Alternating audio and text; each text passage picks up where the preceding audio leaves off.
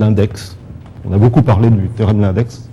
Évidemment, le théorème de l'index implique un énorme théorème de... On aurait dit au XIXe siècle, une équation différentielle ordinaire, y' égale r de xy, où r est une fraction rationnelle, possède en un point singulier une solution algébroïde. Vous pouvez poser le problème au XIXe siècle, on peut expliquer quasiment la solution à un mathématicien du XIXe siècle. Donc c'est un théorème qui est énorme parce qu'il va rester, nous sommes peu dans la salle à avoir des énoncés qui vont rester dans l'histoire, et celui-là c'en est un. C'est le théorème de D'Alembert pour les équations différentielles, dans un certain sens. Alors évidemment, c'est l'arbre qui cache la forêt, parce que j'ai l'impression qu'on a tendance que de nous parler que du théorème de l'index. Et en fait, il y a beaucoup d'autres travaux de César, peut-être plus difficiles à énoncer, mais qui ont eu, tant soit par le résultat lui-même, soit par les implications qu'ils ont amenées, une importance peut-être aussi grande que le théorème de Camacho-Sade. Il y a eu par exemple, la première conférence que j'ai entendue de César, c'était à Dijon en 1976, où tu as expliqué la dynamique des transformations conformes tangentes à l'identité, je crois, à partir de, à l'époque, tu expliquais ça en utilisant le théorème de Brouwer, et ça a étonné tout le monde parce que personne ne connaissait le théorème de Brouwer, théorème de 1900, peut-être 12, quelque chose comme ça, et tout le monde avait oublié ce théorème, et César a expliqué, je me rappelle, Kupka était très, très énervé, c'était absolument fabuleux. Et voilà, ce théorème donne donc la topologie des points fixes des difféomorphismes tangents à l'identité. Dans le même ordre d'idées, il y a eu la classification topologique d'équations différentielles, disons, qu'on appelle résonantes, en dimension 2 près d'un point singulier. Ces deux thèmes sont en fait la genèse des travaux de Martini-Ramis.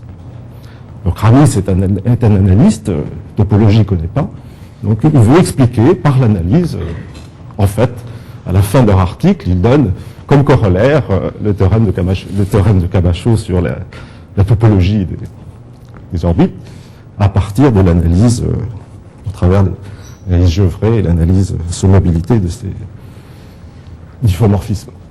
Donc il y a ça.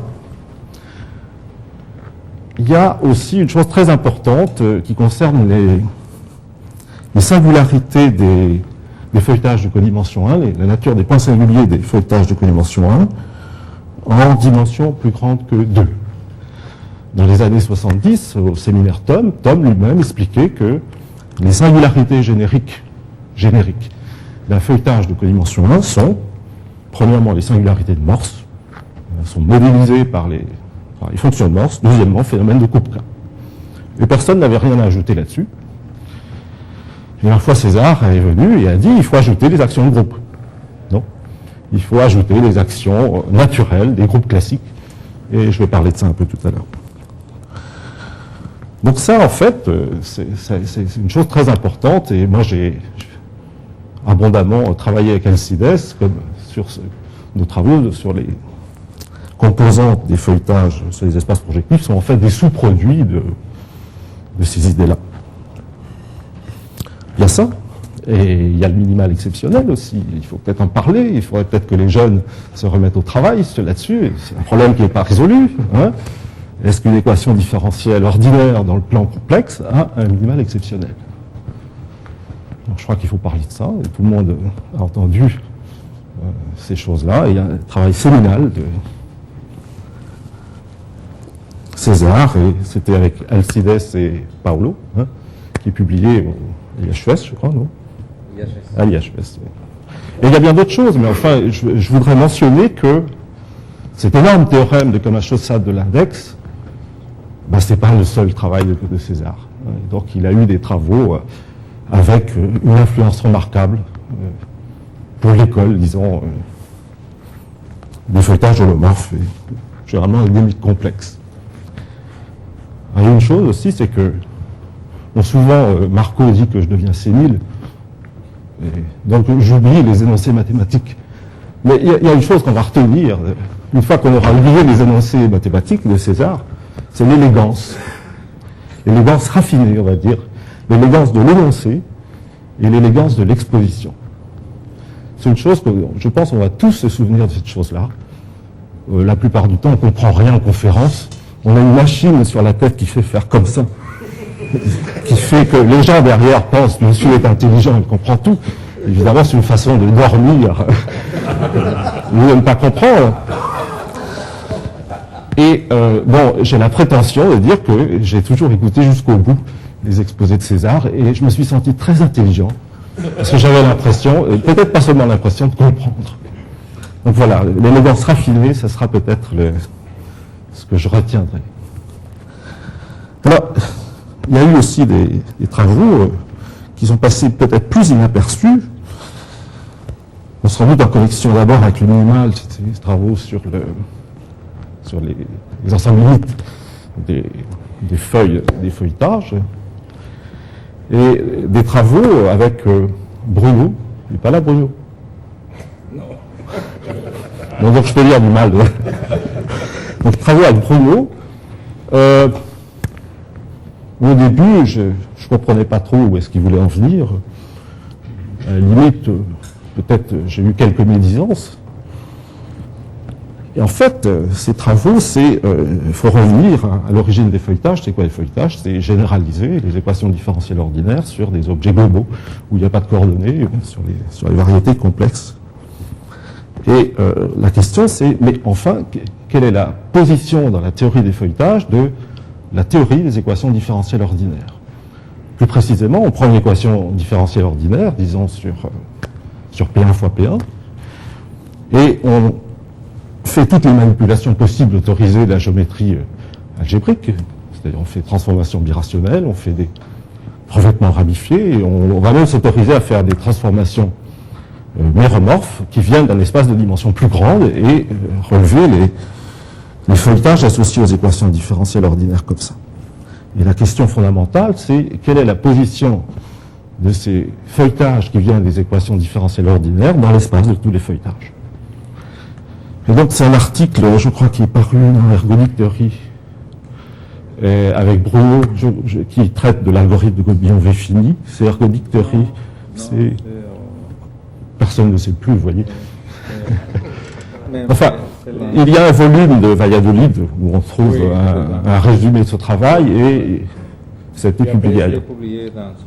Dans une autre revue, voilà. Donc, mon exposé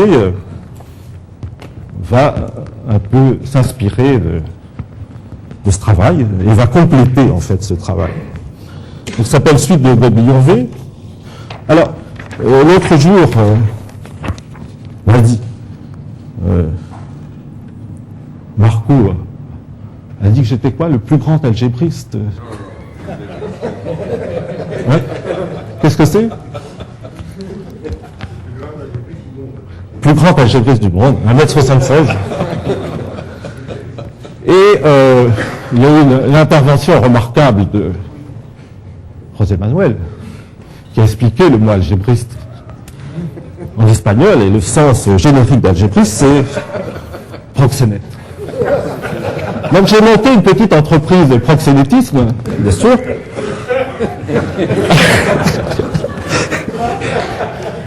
Et nous sommes 5 dans cette entreprise de proxénétisme. Alors c'est un peu dangereux comme métier parce que les gens ne sont pas toujours contents. Donc il faut un service de sécurité. C'est Alcides, le service de sécurité. Et il faut des personnes qui travaillent, plus jeunes, plus... Alors ces personnes qui travaillent, c'est Franck Leray, c'est Georges Herrera et Frédéric Touzé qui n'est pas là. Luis Gustavo a demandé s'il pouvait se joindre gratuitement à... C'est possible, c'est possible.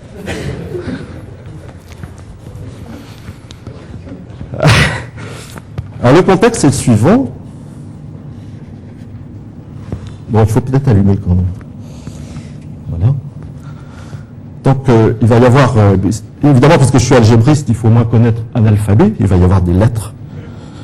Donc, il va y avoir F qui va désigner toujours un feuilletage de codimension 1 sur une variété complexe qui va s'appeler M. N est sa dimension. Et en général, la variété va être compacte. Alors, je vais parler de suite de Godbillon-V. On peut regarder la genèse de cette suite de Godbillon-V expliquée par Georges Reb, je crois c'est dans le livre à la mémoire de Jean Martinet et Claude Godbillon, où il explique que, bon, il s'agissait de jeunes gens, évidemment. Jacques V est mort à 33 ans. Ces jeunes gens sont débarqués dans son bureau et ont commencé à écrire la chose suivante. Ils ont pris un feuilletage défini par une forme intégrable, c'est-à-dire qui satisfait la condition de Frobenius naturelle, l'intégrabilité. Ils ont dit, voilà, ces deux formes, annulant par produit extérieur la forme oméga 0, c'est donc un multiple d'oméga 0. Ils ont écrit d'oméga 0 égale oméga 0 oméga 1. Je ne précise pas dans quel cadre c'est de différenciabilité, peu importe. Et ensuite, on remarque que si on dérive cette quantité-là, à gauche, on a 0, et on obtient en fait que d oméga 1, de nouveau, extérieur oméga 0 est nul, puisque d oméga 0 oméga 1 est nul. Ouais. Donc ceci implique que d oméga 1 oméga 0 est nul, et alors on recommence, on écrit que d oméga 1 égale oméga 0 oméga 2, et on va continuer comme ça. Alors quand on dérive, le coup suivant, on a une chose qui se complique un petit peu. Ça va ressembler à une espèce de triangle de Pascal. Il va venir une troisième forme. Une formule comme ça. Et la formule s'allonge. Et il faut m'arrêter parce que je suis capable de passer tout l'exposé et écrire tout l'algorithme. Donc voilà. Alors une autre façon d'expliquer ça, qui est plus formelle.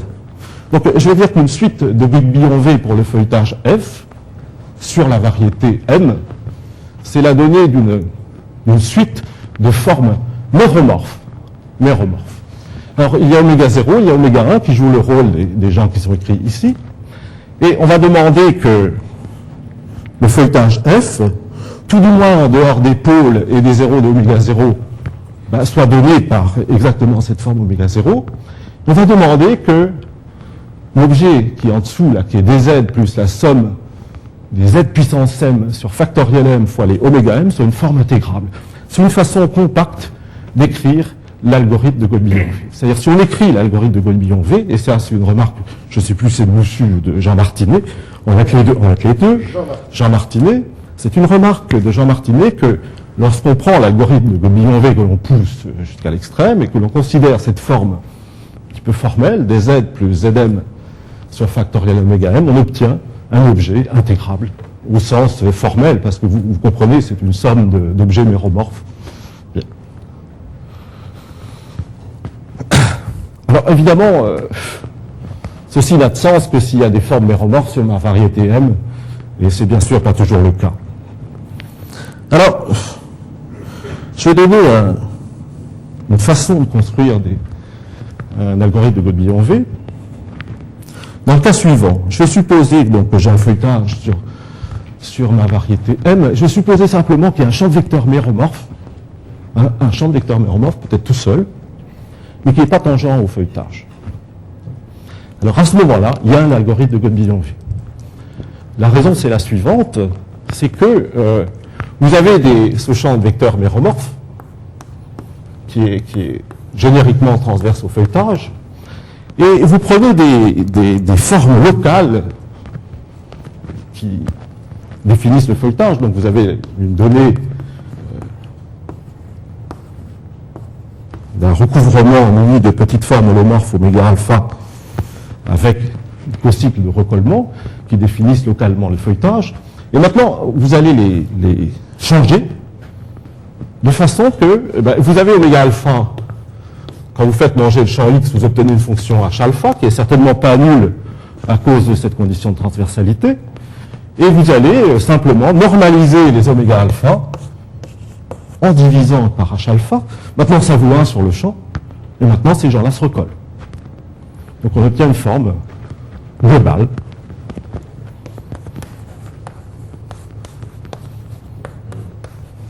Oméga 0, qui définit le feuilletage. Et ensuite, ce qu'on va faire, c'est prendre les dérivées de l'i successives de cette forme oméga 0 par le champ X. Donc c'est un petit calcul formel. disons la suite des oméga i qui constituaient des dérivés d'I à la puissance I de la forme oméga 0 fournit un algorithme de Godbillon-V. Alors si on regarde ça d'un point de vue encore un peu plus formel, c'est ce que je vais dire a absolument aucun sens, comme d'habitude. Si je prends le champ X et je regarde entre guillemets son flot,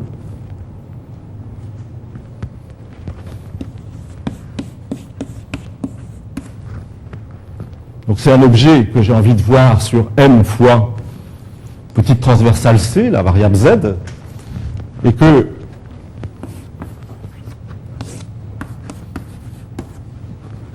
je fais agir cette chose-là sur oméga 0, eh bien j'obtiens exactement la fameuse forme dz plus ici. Donc, si vous voulez, l'algorithme de Godbillon-V a une interprétation naturelle ici. C'est finalement l'action du flot d'un champ transverse, tout du moins quand ça a instance. Alors vous voyez, par exemple, si on a un champ complet, on peut donner un sens à cet objet-là, si on arrive à... Bon.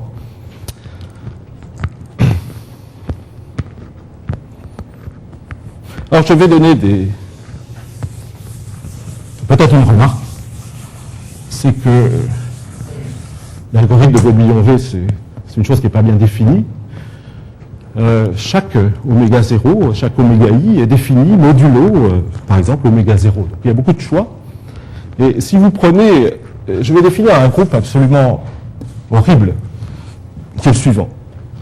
C'est le groupe des transformations du type 1Z plus A2, Z2, plus etc.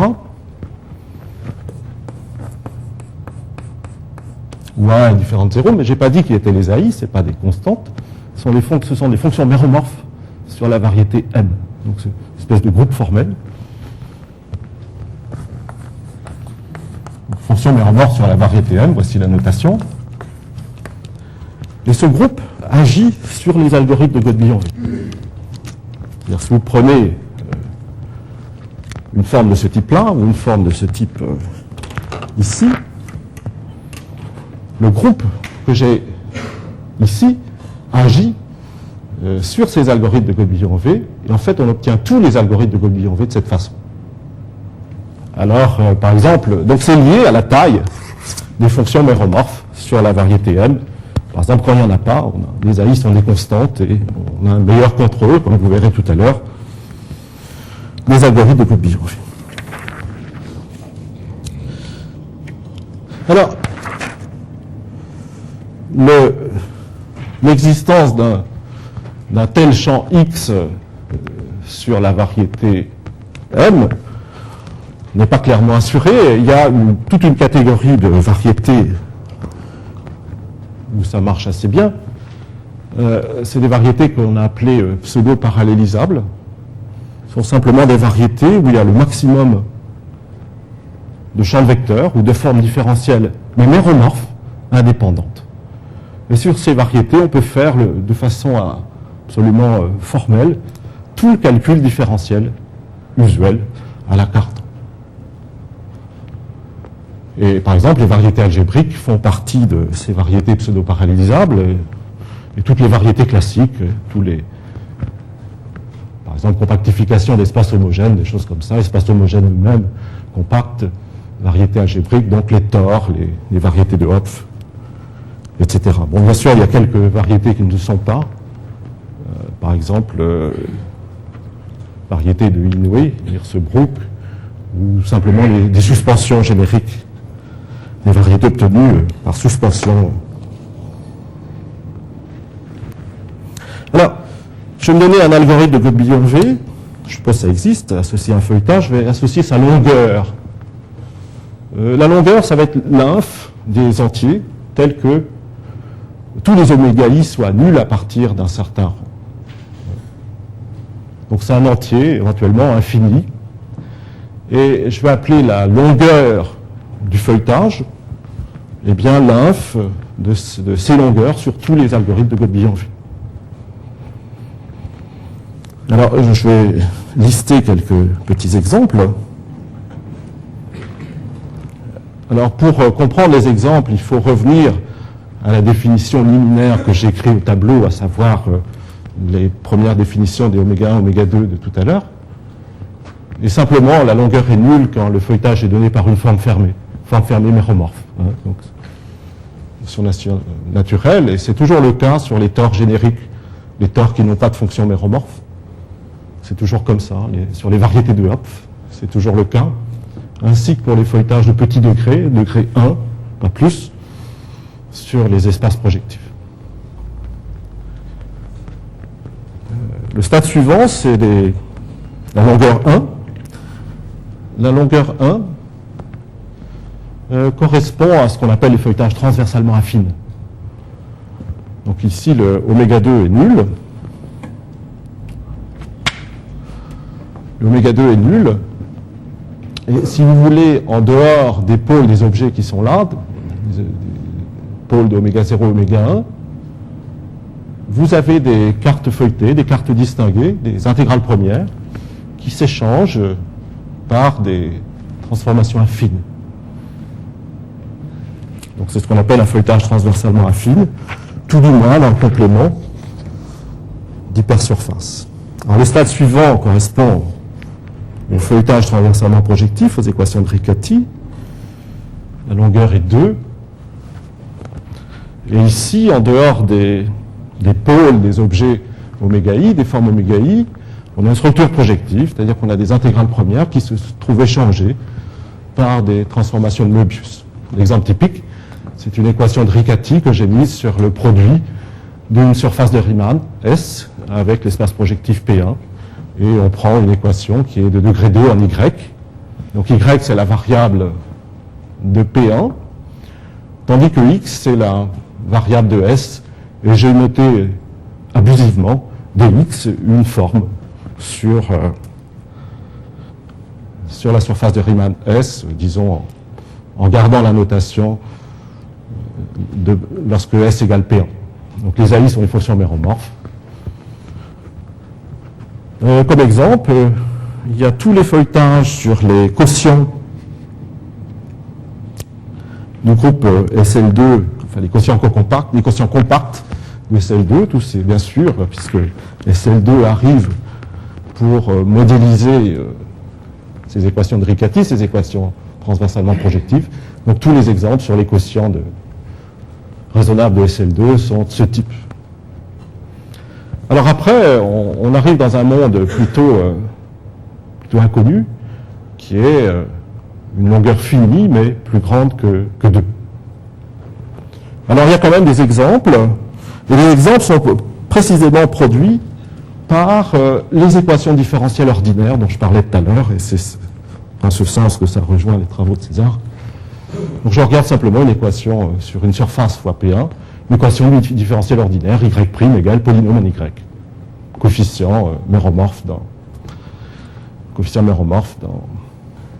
sur S. Et alors, il se trouve que si on prend le champ X, qui est le champ D sur dy, il vaut 1 sur cette forme-là, vous voyez, et on prend l'algorithme de tout à l'heure qui consiste à prendre les dérivés de Lie, et les dérivés de Lie, eh bien, le degré, à chaque fois, va baisser, ça va s'arrêter. Et ce qu'on démontre, c'est que, ce qu'on constate, on ne démontre rien, on constate que la longueur est sans doute plus petite que l'entier K. On ne sait pas si c'est exactement K, même génériquement. On ne sait pas du tout. On pense que c'est K, on ne sait pas le prouver. Disons qu'il y a des évidences combinatoires, des évidences numériques qui font penser que, mais c'est pas évident. Alors ça, je vais appeler ça équation différentielle ordinaire, si vous voulez bien. Elles sont un peu abusives. Alors, un jour, à Rennes, Georges Ferreira est arrivé dans mon bureau, très énervé, très excité, et il a donné l'énoncé suivant.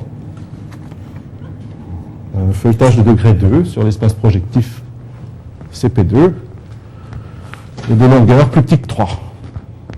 Et je vous expliquerai tout à l'heure que génériquement, il y a une longueur 3.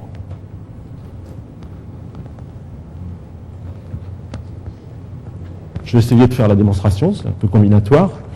Le transparent n'est pas très joli. L'idée, c'est la suivante. Alors, je supposais que, pour simplifier, il y a un point singulier non dégénéré, un point singulier, par exemple, de type point carré. Je vais appeler O ce point singulier pour mon feuilletage de degré 2. Et je vais considérer le champ radial, le feuilletage radial en ce point origine. Et je vais calculer ce qu'appelle le tang, ce qu'appelle Marco le tang, qui est simplement l'ensemble des points où les deux feuilletages, rouge et bleu, sont tangents. Alors, il se trouve que c'est une cubique à point double, cubique rationnelle, très facile. Les deux tangentes à cette courbe rationnelle verte correspondent en fait aux deux tangentes, aux deux séparatrices locales au feuilletage singulier. Alors, en utilisant la théorie de l'intersection de Bedford d'hier, on a que l'auto-intersection est 9 pour la cubique, 3 fois 3. Et on va faire une suite d'implosion et d'explosion pour faire baisser cette auto-intersection 9. Alors je vais commencer par donc regarder, faire ce petit dessin du feuilletage, on voit très mal, du feuilletage radial, qui est rouge. Donc évidemment, chacune des fibres, chacune des droites est d'auto-intersection 1. Et on a notre courbe rationnelle d'intersection 9. Et je vais éclater l'origine. Donc j'introduis un diviseur qui est noir, qui est d'auto-intersection moins 1, avec deux points A et B qui correspondent aux deux tangentes à la cubique verte. Et maintenant, les fibres du radial deviennent d'auto-intersection 0. Et j'ai dessiné en bleu les feuilles du feuilletage. Vous voyez, les feuilles du feuilletage sont transverses partout aux fibres rouges, sauf le long de la cubique verte. Et en fait, la tangence est quadratique. C'est une tangence générique, quadratique au point générique. Donc j'éclate ceci et je vais continuer à éclater. Je vais éclater mes deux points A et B qui arrivent ici. Alors, le diviseur noir qui était d'auto-intersection moins 1, il est éclaté en deux points. Donc il se retrouve d'auto-intersection. Ah, ce que je n'ai pas dit tout à l'heure, c'est que la cubique qui était d'auto-intersection 9 devient d'auto-intersection 5. Elle baisse. Et j'éclate, qu'est-ce que j'éclate? J'ai les deux points A et B, et ça me donne deux diviseurs que j'ai notés A tchetch et B tchetch, qui eux sont d'auto-intersection moins 1. L'ancien diviseur noir qui était d'intersection moins 1 a été éclaté deux fois et devient moins 3.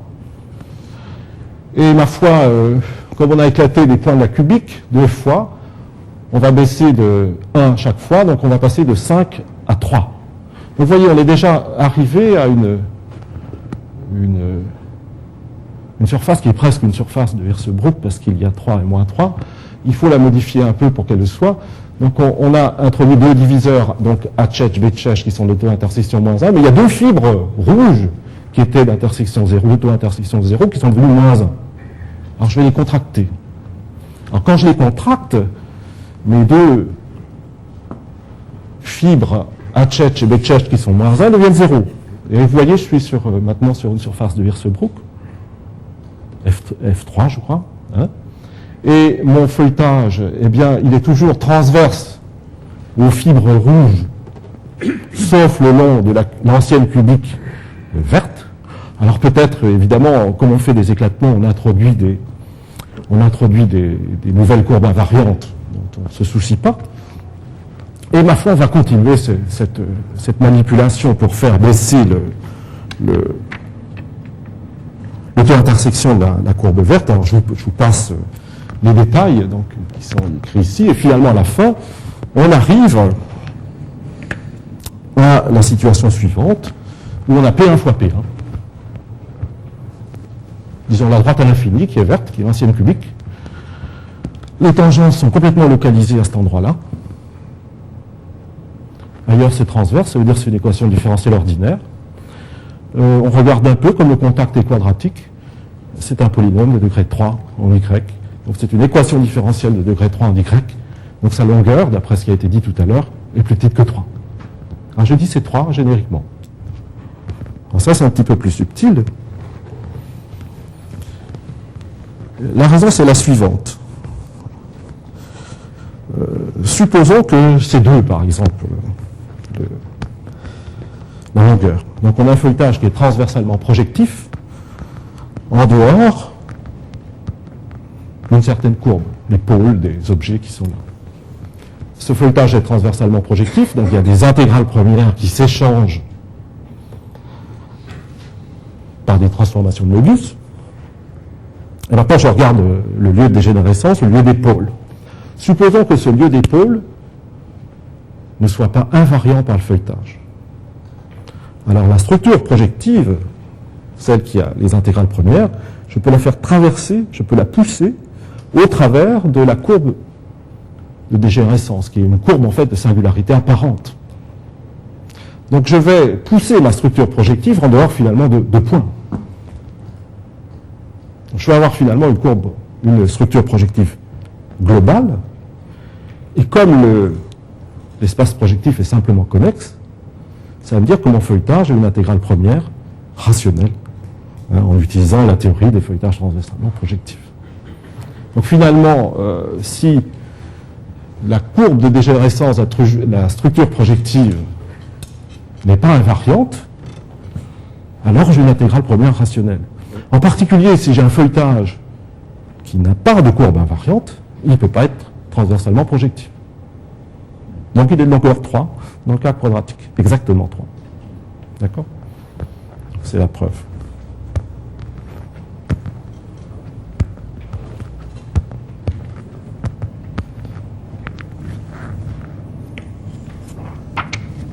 Bon, ça nous a beaucoup étonnés, parce que ça a des corollaires.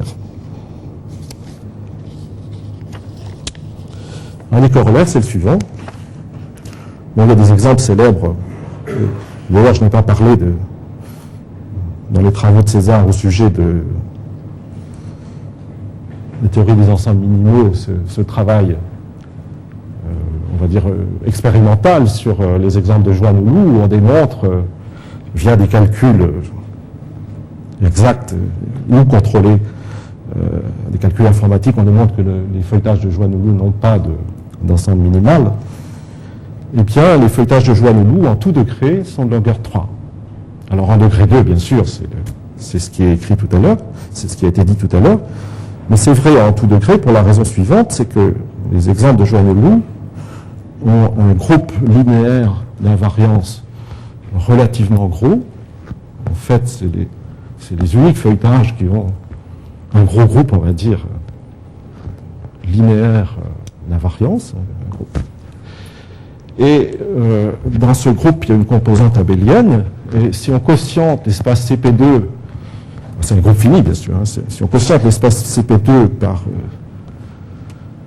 cette composante abélienne, ça a été remarqué, je crois, par Semoulin-Aulagnier, hein, Georges, tu as dit, donc il a été remarqué que le quotient de CP2 par ce groupe est une surface singulière, mais qui est rationnelle. Hein. Donc quand on passe au quotient, on obtient une surface avec singularité quadratique, je crois, et quand on fait la résolution des singularités de cette surface, pouf, on tombe sur CP2, muni d'un feuilletage qui est de degré 2.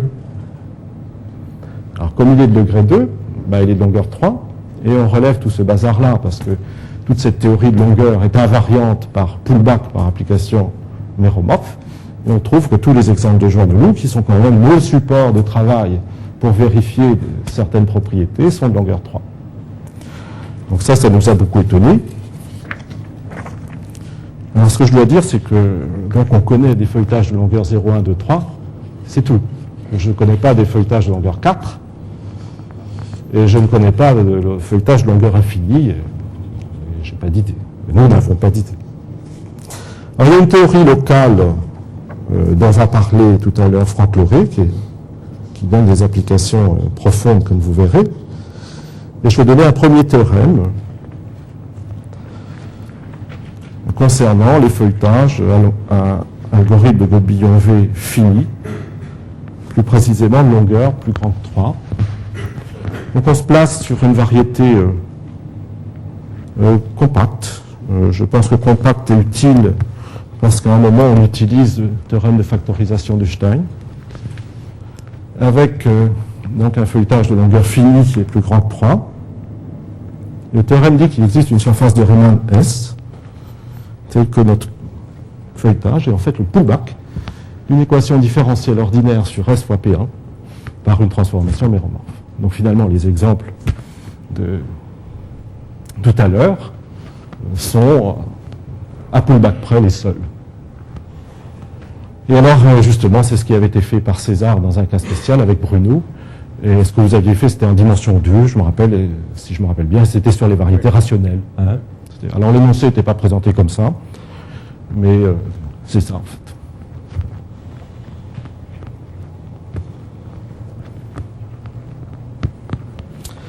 Alors,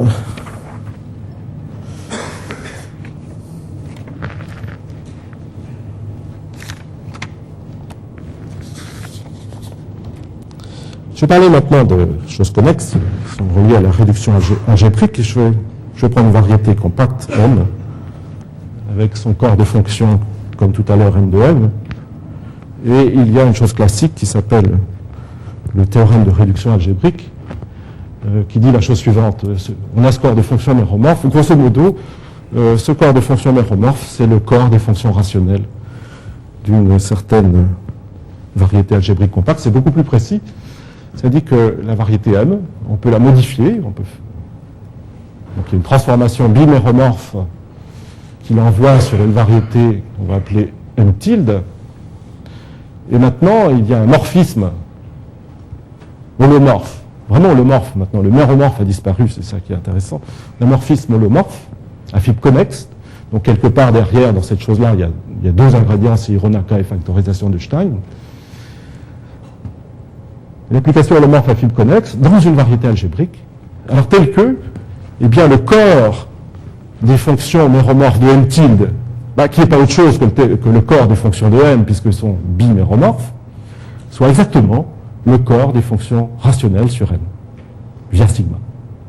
C'est-à-dire les fonctions méromorphes sur M tilde se factorisent via sigma en des fonctions rationnelles. Donc ce théorème s'appelle théorème de réduction algébrique. Il est dû, Marco, c'est peut-être Ueno, on trouve dans Ueno, c'est ça? Et c'est lui l'auteur ou ça fait partie du folklore, peut-être Siegel. Oui, enfin, plus ou moins quand même. Oui, peut-être, tu as raison. Donc on trouve ça chez Ueno, mais on peut faire ça à la main. Il faut connaître Hironaka, factorisation de Stein, c'est très simple. Bon, c'est pas des théorèmes simples. Mais... Alors voilà un énoncé, qui malheureusement n'est pas un énoncé qui va marcher sur les variétés algébriques, qui est le suivant. Alors dans l'énoncé tout à l'heure, où on se ramenait aux équations différentielles ordinaires, il y avait pardon? Oui, mais on va l'ajuster. Tout à l'heure, il n'y avait pas d'hypothèse spéciale sur la variété, elle était compacte. Bon, il y avait une hypothèse indirecte, c'était qu'on considérait un feuilletage qui était muni d'un algorithme de Gobillon-V, ce qui est peut-être pas rien quand même. Hein. Ici, on va faire une hypothèse qui va permettre de faire une espèce de calcul différentiel un peu formel, comme si on avait des coordonnées, plus ou moins, qui est cette hypothèse de pseudo-parallélisabilité dont j'ai parlé tout à l'heure. Donc c'est l'existence de suffisamment de formes ou de champs indépendants, méromorphes, exactement le nom, la dimension. Et donc vous vous souvenez, A de M, c'est le degré de transcendance du corps des fonctions méromorphes, c'est exactement le nombre maximal de fonctions méromorphes qui sont indépendantes au sens du calcul différentiel, df1 extérieur, dfp différent de 0. Hein.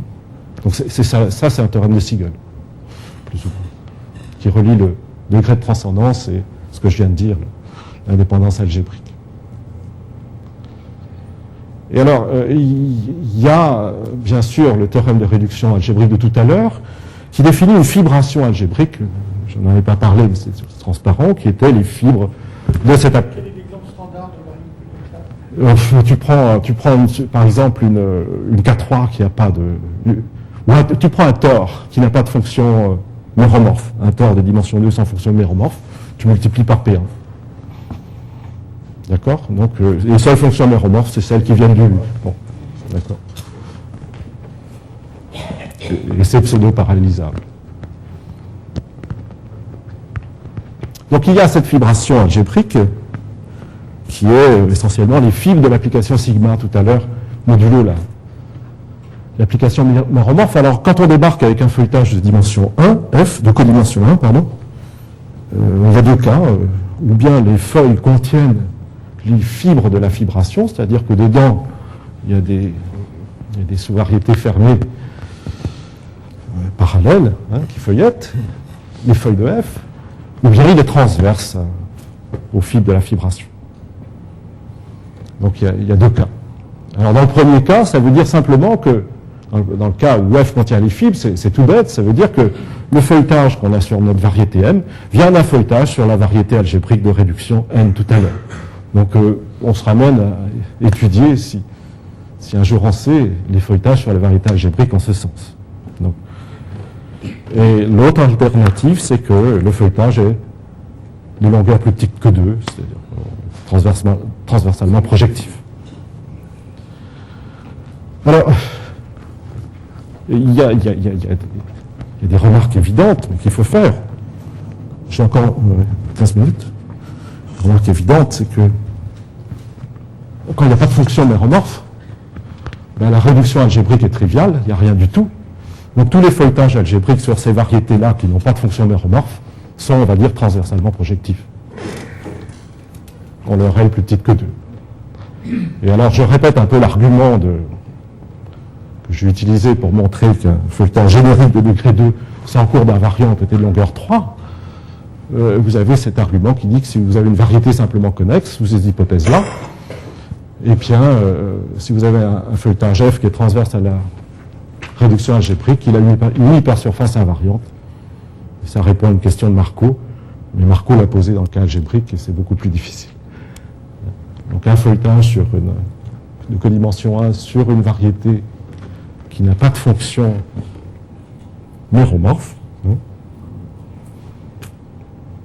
et qui est simplement connexe à une hypersurface invariante. Bon, c'est très facile, c'est pas vilain.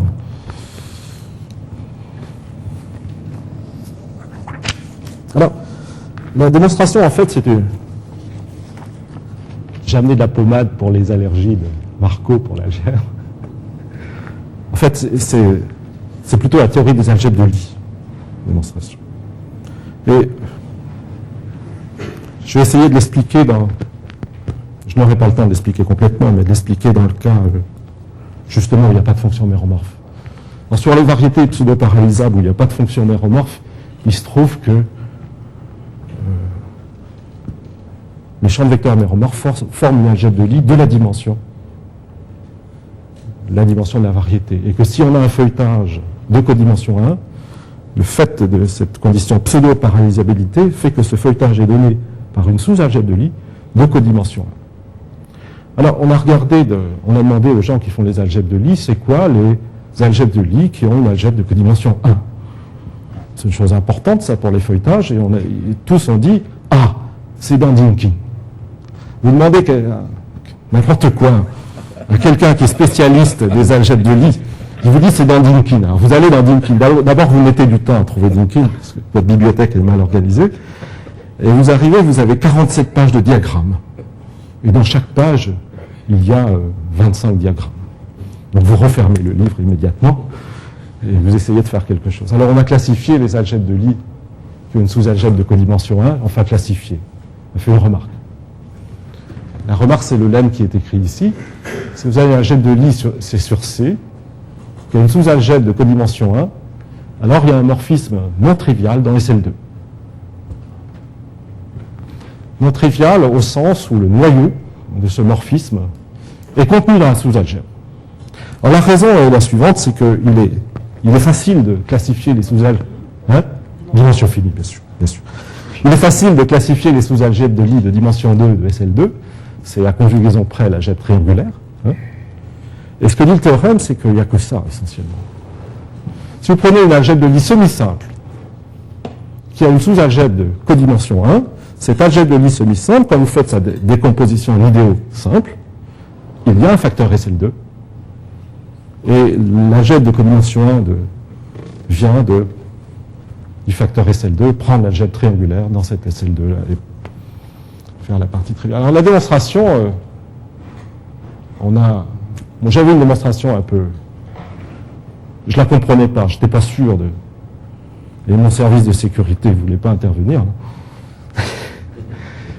Et j'ai demandé à Didier Arnal qui m'a envoyé une démonstration qui est longue. Didier Arnal, c'est un Dijonnais qui fait des algèbres de Lie. Donc ça m'a conforté dans la véracité de la démonstration, mais il faisait seulement dans le cas semi-simple, et puis je ne comprenais pas tout. Et Frédéric Touzé a donné l'ingrédient, qui est un ingrédient de géométrie. C'est le suivant. Il y a cette algèbre de Lie L, comment peut-être s'appelle G.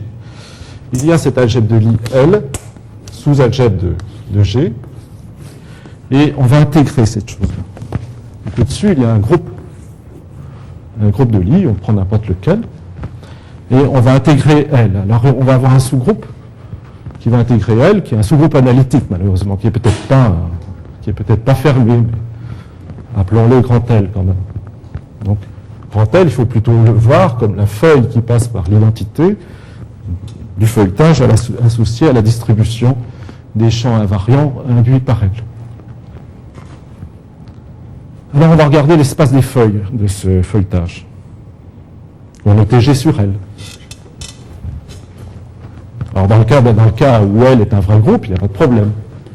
On va noter ça G sur L, abusivement G sur L. C'est l'espace des feuilles.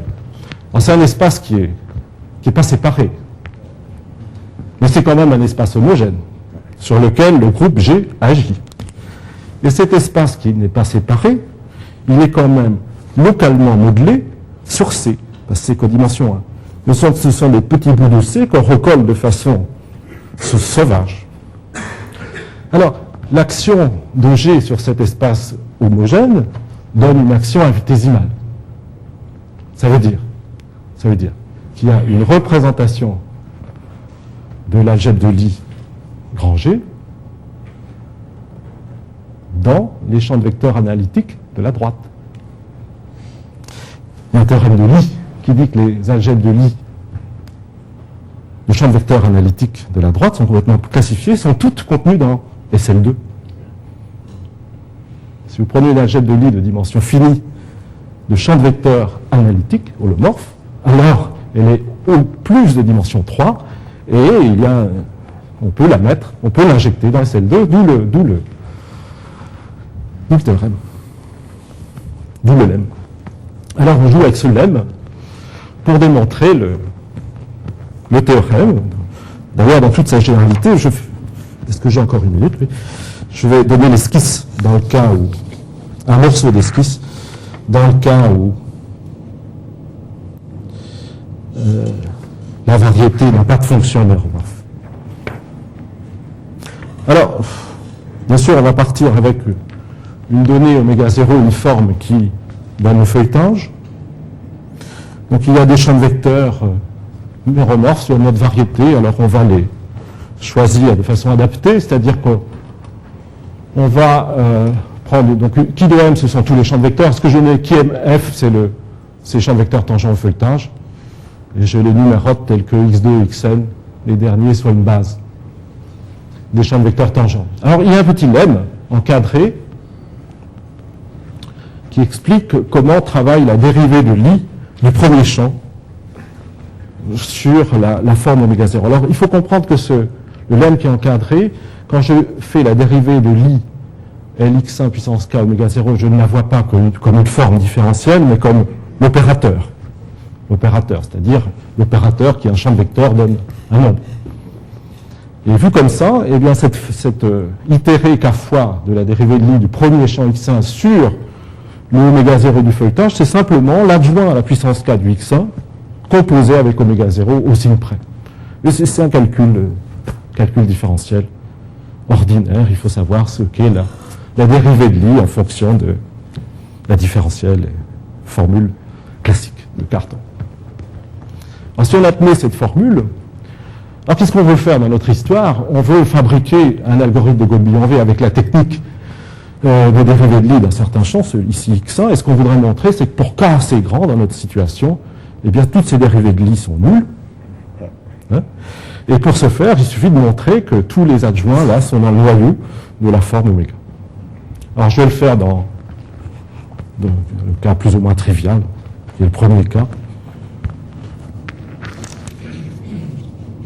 Et donc, en fait, l'analyse, donc il y a ce morphisme phi de tout à l'heure, hein, puisqu'on a une algèbre de codimension 1, qui est non triviale, et il va y avoir une analyse en 3 temps, parce que la dimension de ce machin-là, ça va être 1 ou 2 ou 3. Donc il y a 3 démonstrations qui vont correspondre aux longueurs 0, 1, 2. Hein. Alors, je vais faire le premier cas parce qu'il est complètement idiot. Alors pourquoi il est idiot? C'est parce que dans le premier cas, donc c'est le cas où l'image est dimension 1, le noyau de ce morphisme est de codimension 1, donc il va coïncider exactement avec les champs tangents au feuilletage. Et comme c'est un noyau, ce qu'on gagne, c'est que les champs tangents au feuilletage, c'est un idéal de l'algèbre. Alors comme c'est un idéal, dès qu'on prend un champ Y qui est tangent par exemple au feuilletage, avec le champ x1, notre fameux champ x1, eh bien x1, y se retrouve tangent au feuilletage. Donc quand on applique oméga 0, on trouve 0. Et ça dit tout de suite que notre formule avec l'adjoint est triviale au premier cran. Et ça veut dire que la première dérivée de Lie est nulle, et ça veut dire que la longueur est nulle. Et alors, les cas où la dimension est 2 et 3 sont, en fait, on suit les démarches quand on travaille avec les algèbres de Lie, comment on découvre l'algèbre de Lie du groupe affine, et ensuite comment on découvre SL2, les propriétés de SL2, quand on traite des algèbres non résolubles de dimension 3. Donc je vous passe sur les détails qui sont des détails d'algèbre de Lie niveau maîtrise quand on fait un cours d'algèbre de Lie. Voilà, donc ça c'est pas la démonstration, mais disons c'est l'ingrédient de la démonstration. Et je mentionne donc dans le cas où il n'y a pas de fonction méromorphe. Alors dans le cas où il y a des fonctions méromorphes, il faut faire une démonstration relative par rapport à la fibration algébrique. Alors toutes les idées et toutes les démarches algébriques, tout l'algèbre, et une grosse partie d'algèbre, s'inspire du travail de Marco. Toute l'algèbre d'un Marco. Dans son travail à Commentary sur les variétés de dimension 3, le théorème de Castelnuovo de Francis.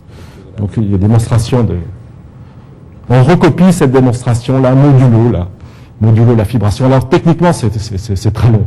C'est très long parce que les 3 cas apparaissent et dans chaque fibre de la fibration, et c'est techniquement délicat. On n'arrive pas à démontrer que la dérivée de Lie à la puissance 3 est nulle. Il faut aller chercher une dérivée de Lie à la puissance 4 à cause de l'histoire relative et redescendre pour arriver à la structure transversalement projective. Bon, j'aurais voulu parler d'invariant de Godbillon-V.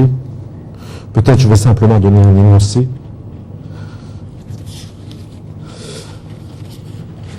Et en fait, j'aurais voulu démontrer cet énoncé parce qu'il utilise une version raffinée du théorème de réduction algébrique qui fait intervenir non pas les corps de fonctions méromorphes, mais les sous-corps intégralement fermés de ce même corps de fonctions méromorphes, typiquement les corps d'intégrale première. Alors, j'ai une définition un peu bâtarde, donc on a un feuilletage F.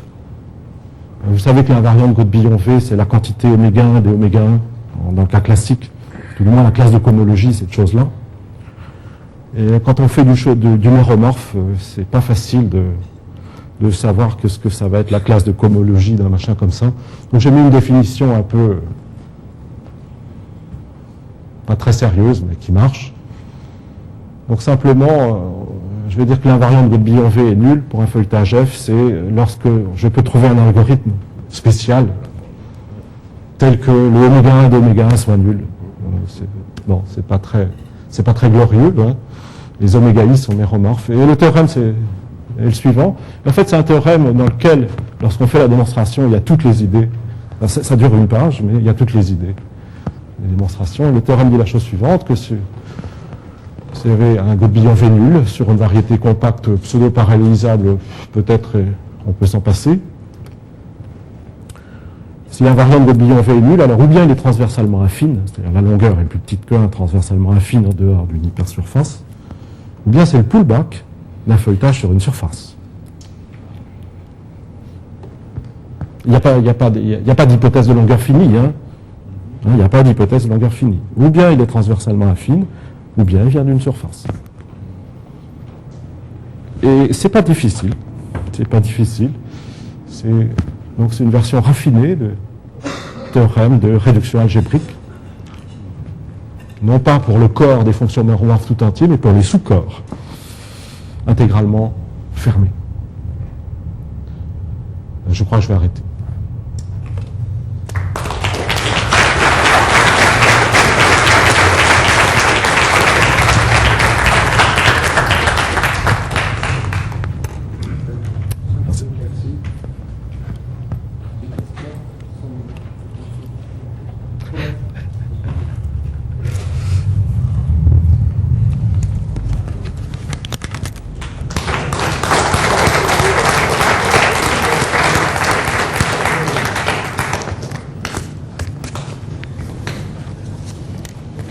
Très gentil, Dominique. Hein? Merci beaucoup.